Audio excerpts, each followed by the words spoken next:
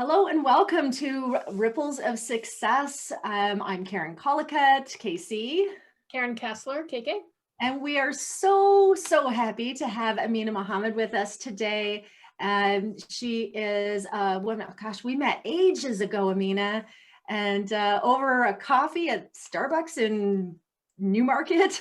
Oh my God. And over the years, we've followed each other in the journeys that we've been taking. And I'm really excited to have you here to have you talk to us about the things that you're doing with women and girls, the company that you're running, and the charitable work that you're doing. So do you want to tell us a little bit about it? Sure. First of all, thank you, KC and KK, for inviting me on. I'm very happy to be here. I'm Amina Mohamed, and I currently live in Newmarket. I started Cameras for Girls and Triple F Photo Tours in August 2017. I came up with the idea. So just to give you a little bit of background, Cameras for Girls is the not-profit part of my business, and the Triple F Photo Tours is the for-profit, which is the travel aspects. So together, it works in tandems. Triple F Photo Tours is the engine behind Cameras for Girls, if you want to put it that way. Right. Oh, and I bring interested photographers, amateurs, enthusiasts, and even travelers who just want to, see the beauty of Uganda. Uganda's coined the Pearl of Africa for a reason. There's so much to do for whether you're a solo traveler, a group traveler, or even a family traveler. There's something to do for everybody. And so I take them on an 18-day tour. And out of the excursions that we see, like gorilla trekking, chimp trekking, two safaris, community engagement, waterfalls, anything and everything, I carve out 3 days, and together as a group is our hope that you join us to teach photography to 15 young ladies who are endeavoring to become journalists. And so the money that what I always tell our traveler is that you can go on any tour or trip in this world, but when you can see the direct impact your dollars are making on a life of a local, Yeah. it gives you something even more than what you were expecting. Everybody has that bucket list, right? And Uganda should be on your list simply because not only do you get to see beauty, but you get to give back in a very meaningful way. Oh, that's lovely. Amina, tell me a little bit more about what difference does it make to Uganda and the communities there when these young girls learn to be journalists and learn to be able to photograph the Yeah, world? What so difference does that make? a huge difference. In a country, a developing country such as Uganda, where the unemployment rate is, in the 60s, we can't imagine that living in North America. Right now, under COVID, we've been seeing our unemployment rate around 9 or 10%, and we're like, ah, but imagine in a country that's very male dominated and highly unemployable. You go through university if you're lucky, and their journalism program, it was 4 years. There's 600 students. They might get 100 cameras to share amongst all 100 students over the 4 years. So you might get that to touch that and use that camera for a couple of hours, 2 to 3 times over your 4-year university career. And you come out and you want to find a job as a journalist. It's very difficult because unlike here, you are not given the tools for your job. You must own them. So when you're trying to feed yourself and your family and, just survive, the camera is the last thing you're going to go out and purchase. Right. And so by giving these girls a camera, teaching them how to use it and tell stories that matter to them, it helps them to now have purpose and confidence when applying for jobs in the sector. And we've taught 32 girls so far, and 11 have full-time jobs, and hopefully the 12th is coming soon. And yeah, it's truly impactful because I'll tell you the story of Jonita. So Jonita was in my first training, and she was very quiet and reserved, and I thought, oh my God, she just can't be, enjoying this. Only to learn that Jonita had a job as a journalist and at a paper, was not getting paid and was not getting published because she didn't own a camera and she didn't know how to use it. So 2 months after our 3-day training was done, she went to show her editor that she now had a camera, she could use it, and now she gets paid and published 4 times a week. And Wow. when the roof flew off her mom's home, she could repair it. And now she supports herself, her family, her siblings, and her community. And that's what makes this work just so much more impactful and important for me to keep doing, because there's results at the end.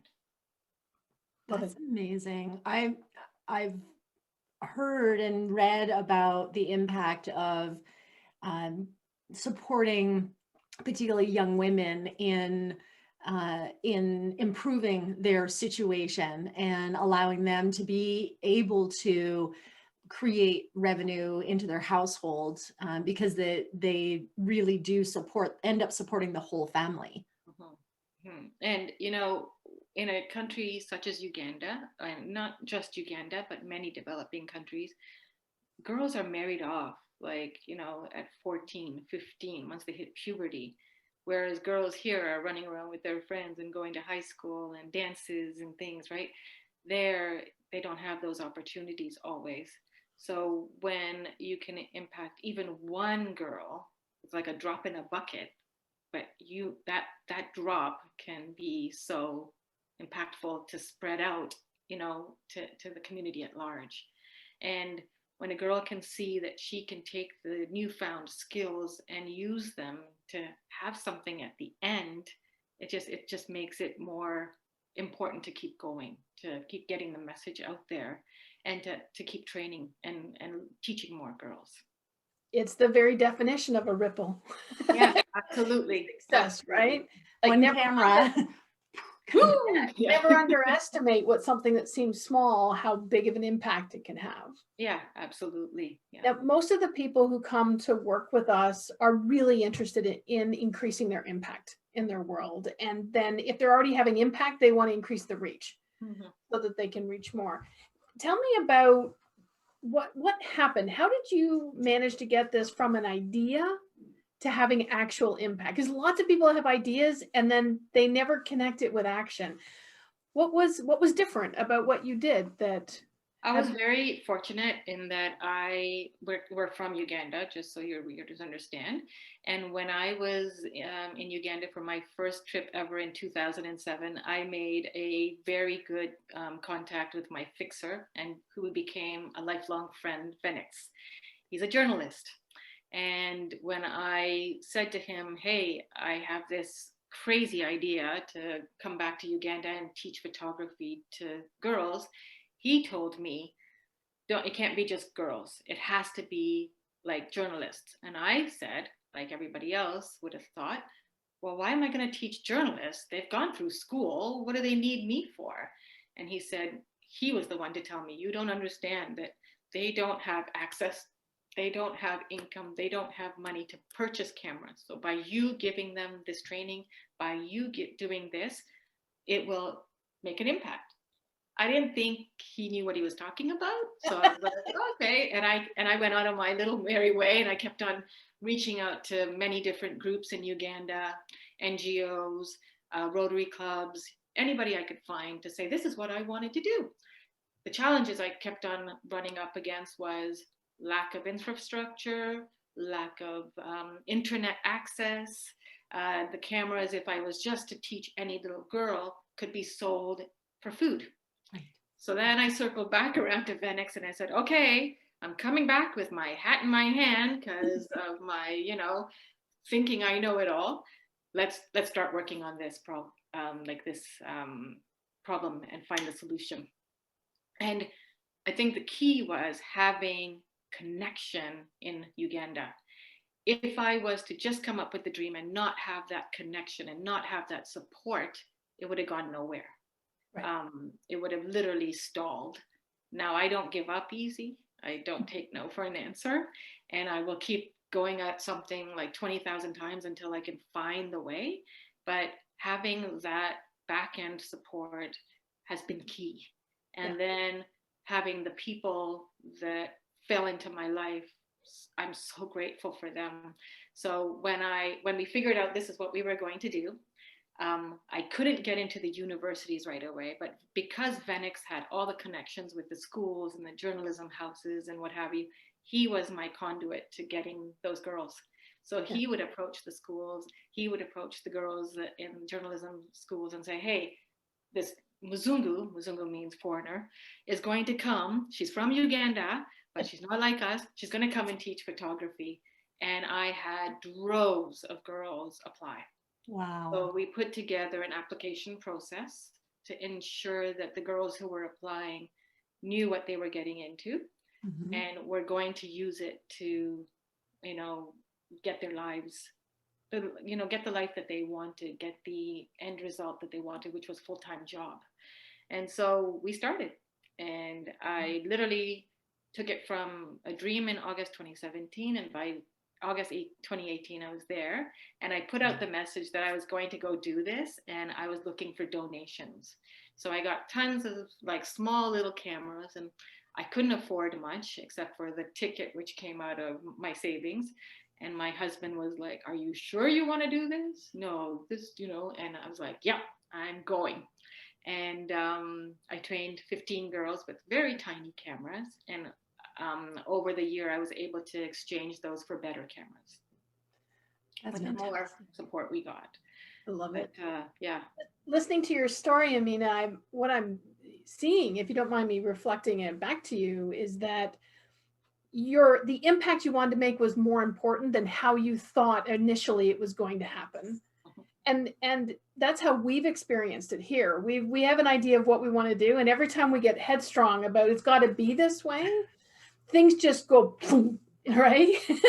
But when we just focus on the impact, people do fall right into your lap. Things just, I'm like, oh cool, well come on in. Oh, look at that's here, and oh, this is over here, and things just align, and then it's just like you're in the flow.